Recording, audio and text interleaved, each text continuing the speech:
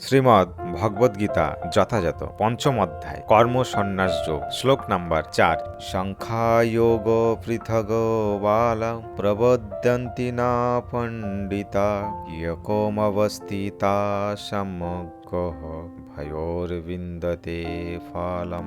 শব্দার্থ: সাংখ্য জড়জগতের বিশ্লেষণমূলক তত্ত্ব, যোগ যোগকে পৃথক পৃথক, বালা অল্পজ্ঞ, প্রপদ্যন্তি বলে, ন না, পণ্ডিত পণ্ডিতেরা, একম একটিতে, অপি ও অস্তিত অবস্থিত হলে, সম্যক পূর্ণরূপে, উভয় উভয়ের, বন্দিত লাভ করে, ফলম ফল। অনুবাদ: অল্পজ্ঞ ব্যক্তিরাই কেবল সাংখ্যযোগ ও কর্মযোগকে পৃথক পৃথক পদ্ধতি বলে প্রকাশ করে, পণ্ডিতেরা তা বলে না। উভয়ের মধ্যে যে কোনো একটিকে সুষ্ঠুভাবে আচরণ করলে উভয়ের ফলেই লাভ হয়। তাৎপর্য: সাংখ্য দর্শনের উদ্দেশ্য হচ্ছে জড়জগতের বিশ্লেষণ করার মাধ্যমে আত্মার অস্তিত্ব উপলব্ধি করা। জড়জগতের আত্মা হচ্ছেন শ্রী বিষ্ণু বা পরমাত্মা।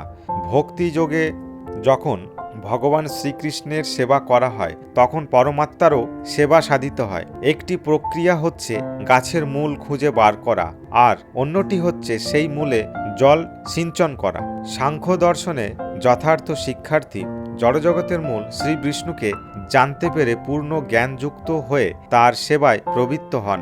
তাই এই দুটি পদ্ধতিতে কোনো ভেদ নেই, কারণ এদের উভয়ের উদ্দেশ্য হচ্ছে শ্রীবিষ্ণু। তাই পরম লক্ষ্যকে যারা জানে না তারাই কেবল বলে যে সাংখ্যযোগ ও কর্মযোগের উদ্দেশ্য এক নয়, কিন্তু যিনি যথার্থ জ্ঞানী তিনি জানেন এই সমস্ত বিভিন্ন পদ্ধতির উদ্দেশ্য হচ্ছে এক।